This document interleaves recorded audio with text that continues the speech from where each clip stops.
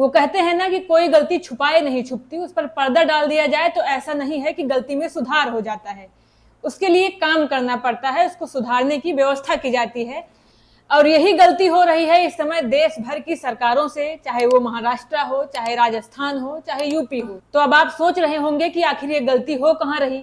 तो ये गलती हो रही है देश की शिक्षा में, जो पूरे देश के सामने उजागर हो रहा है स्कूल ठीक करो अभियान के तहत। जहां एक तरफ हम देखते हैं कि महाराष्ट्र के लातूर में स्कूल के बच्चों को बदल दिया जाता है, वहां सरकारी स्कूलों में प्राइवेट बच्चों को लाकर रखा जाता है कुछ घंटों के लिए, और वहां सुबह सुबह ही नई नई थालियों की व्यवस्था की जाती है।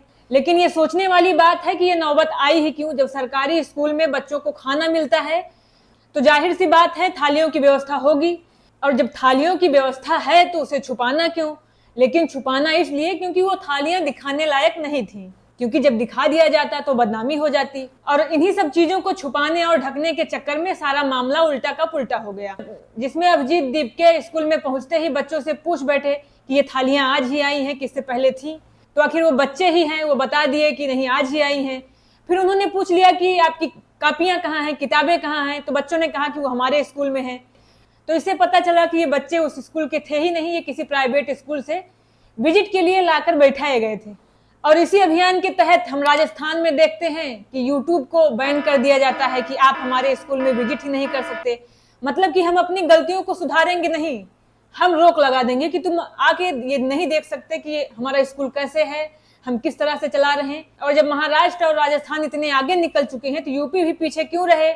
यहाँ भी एक फरमान जारी कर दिया गया कि अयोध्या में किसी भी सरकारी स्कूल में कोई यूट्यूबर या सोशल मीडिया इन्फ्लुएंसर नहीं जा सकता बिना परमिशन लिए। तो सोचने की बात है कि ये नौबत आती ही क्यों। अगर सब कुछ ठीक होता तो किसी को शौक नहीं लगी थी किसी स्कूल में जाने का, अपना काम धंधा छोड़ के।